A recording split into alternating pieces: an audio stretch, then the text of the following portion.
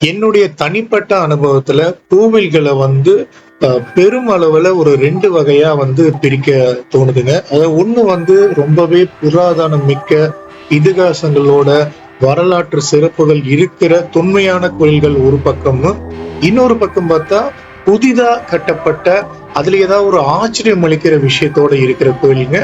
அந்த மாதிரி ஒரு கோவிலுக்கு தான் போறோம். வாண்டரிங் வில்லேஜஸ் அபிஷியல் இருந்து பிரகாஷ் பேசுறேங்க. வாங்க, வணக்கம். சேலத்துல 1008 சிவலிங்கங்கள் உள்ள ஒரு கோவில் தாங்க இருக்கும். வாங்க, அந்த கோயில் எப்படி இருக்கு, அந்த சிவலிங்கங்களை எப்படி அமைச்சிருக்காங்க, உள்ளார என்னென்ன கோயில்கள் எல்லாமே இருக்கு, வாங்க பார்க்கலாம். இந்த கோவில் வந்துங்க ஒரு அளவான மலை மேலதான் அமைச்சிருக்காங்க. நீங்களே பார்க்க தெரியும். எடுத்தோன்னுமே ஆரம்பத்துல வந்து நம்ம ஒரு ஒரு ஓரளவுக்கு பெரிய விநாயகர் சிலையை வந்து முன்னாடி வச்சிருக்காங்க. அவரை கும்பிட்டு நம்ம அப்படியே அந்த சிவலிங்கங்களுக்குள்ள போற மாதிரிதான் வந்து பாதை அமைச்சிருக்காங்க. ஒவ்வொரு லிங்கத்துக்கும் ஒவ்வொரு பேர் வச்சிருக்காங்க. 1007 லிங்கங்கள் வந்து இந்த மலையை சுத்தி இருக்கு. பெரிய லிங்கம் வந்து அது வந்து அந்த தனி கோயில் இருக்குங்க. பாருங்க, இந்த மாதிரிதான் வந்து லிங்கங்கள் வந்து ஒவ்வொரு பாதையா வந்து அமைச்சிருக்காங்க. ஒரு 2 அல்லது 3 ரவுண்டு வரும்னு நினைக்கிறேன். இந்த மாதிரி 2 சைடுமே சிவலிங்கங்கள், அதுவும் வேற வேற பேர்ல 1008 சிவன் பேர்கள் இருக்கு, சிவலிங்கங்கள் இருக்கு. இதுக்குள்ளார போறதே வந்து நம்மளுக்கு ஒரு ஒரு என்ன சொல்றது, ஒரு ஆன்மீக ஆனந்தம் கிடைக்குதுன்னு கூட சொல்லாங்க. இது ஒரு மலை அப்படிங்காட்டி நம்ம கொஞ்சம் கொஞ்சமா மேல போற மாதிரி தான் வந்து செட் பண்ணி வச்சிருக்காங்க. அந்த லிங்கங்களுக்கு பேரும் இருக்கு, அதே மாதிரி நம்பரும் போட்டு வச்சிருக்காங்க.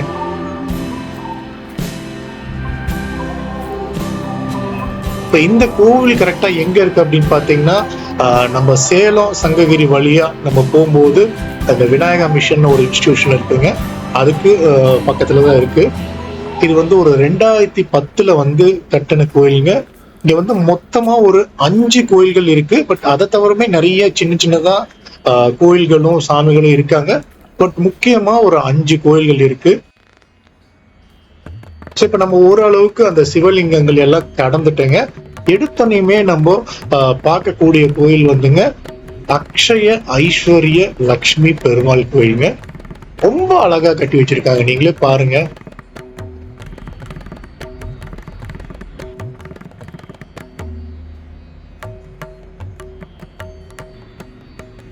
அதுக்கு பக்கத்திலேயே வந்து ராமர் பட்டாபிஷேகம் அஷ்டலட்சுமி கோயில்.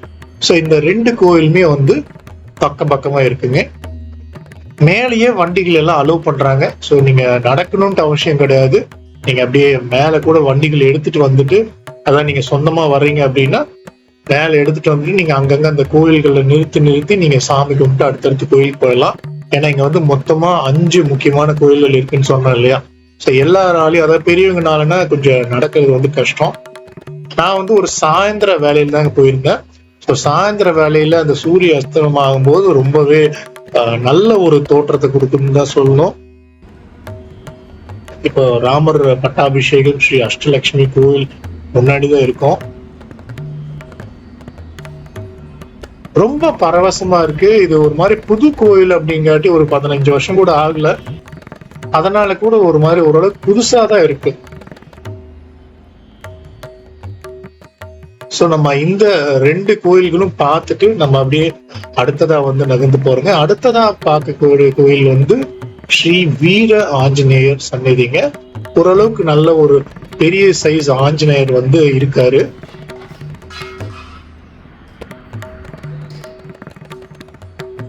இதுவுமே ஒரு தனியான ஒரு சன்னதியில தான் இருக்கு.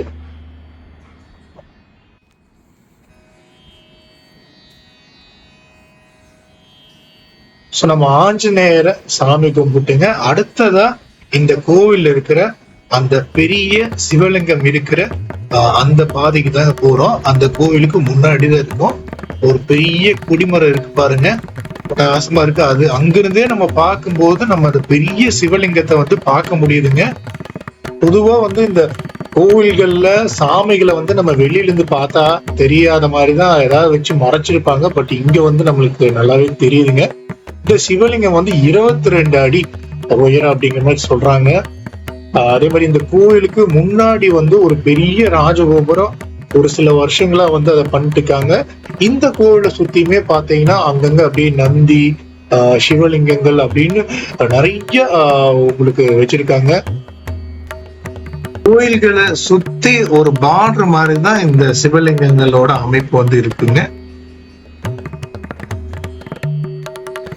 ஆனா நீங்க எங்க திரும்பினாலுமே உங்களுக்கு வந்து சிவலிங்கங்கள் கண்ணில் படுற மாதிரி தான் வந்து இருக்கும்.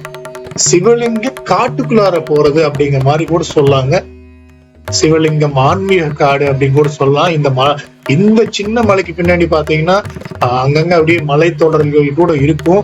அதுவும் நீங்க இந்த மழை காலத்துல எல்லாம் போகும்போது உங்களுக்கு ரொம்பவே பச்சையா கண்ணுக்கு ரொம்ப குளிர்ச்சியா இருக்கும். நான் போன டைம் வந்து கொஞ்சம் வெயிலா இருந்ததுங்க. ஸோ இப்ப நம்ம சிவனை வந்து தரிசிச்சுட்டு நம்ம அப்படியே அடுத்த நிலையில இருக்கிற என்ன கோயில் அப்படிங்கிற மாதிரி பாக்குறோம்.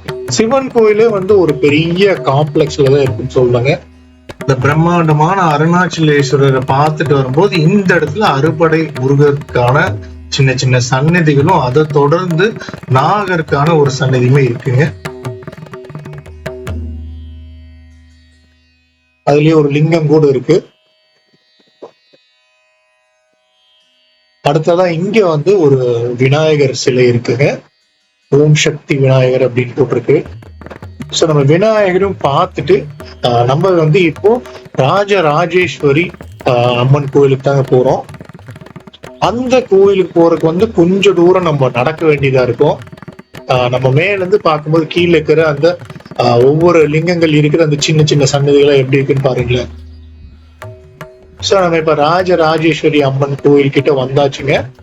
இது வந்து நல்ல ஒரு விஸ்தாரமா இருக்கு. இங்கேயுமே பாத்தீங்கன்னா பார்டர் ஃபுல்லாவே வந்து உங்களுக்கு சிவலிங்கங்கள் தான். இது வரைக்குமே ஒரு 700 லிங்கங்கள் இருக்கும் போல இருக்கு. இங்கிருந்து மீதி 1008 லிங்கங்கள் வரைக்கும் இருக்கும் போல இருக்கு. இது நல்ல ஒரு வெள்ளை நிறத்துல இருக்கிற ஒரு கட்டடத்துலதான் வந்து அம்மன் கோயில் இருக்குங்க. நம்ம அப்படியே அம்மன் கோயில்ல தான் இருக்கோம். ஸோ நம்ம அப்படியே வெளியில இருந்தே வந்து நம்ம வந்து அம்மனை வந்து பார்க்க முடியுதுங்க. ஓரளவுக்கு நம்மளால பார்க்க முடியுது, தெரியுது. எங்கேயுமே எந்த தடைகளும் இல்லாம தான் வந்து அமைச்சு வச்சிருக்காங்க. கடைசியா பார்த்த அம்மன் கோயிலோட இந்த மலைகள் இருக்கிற எல்லா கோயிலும் நம்ம தரிசிச்சாச்சுங்க. ஒரு டிஃப்ரெண்டான ஒரு அனுபவம்னு சொல்லலாம். ஏன்னா ஒரே இடத்துல எல்லா விதமான கோயில்கள் இருக்கு. புராதன தன்மை எதுவும் கிடையாது. 1008 லிங்கங்கள் எல்லா கோயில்களும் இருக்கிறது ஒரு சிறப்புங்க. சேலம் பக்கம் போகும்போது நீங்களும் இந்த கோயிலுக்கு ஒரு வாட்டி போய் வரலாம். அந்த அம்மன் கோயிலுக்கு ஏற்ற மாதிரி படிக்கட்டுல இறங்கி வந்தோம்னா நம்ம வெளியே வந்துடலாங்க. வீடியோ பார்த்தீங்கன்னா சப்ஸ்கிரைப் பண்ணி கொஞ்சம் சப்போர்ட் பண்ணுங்க. நன்றி.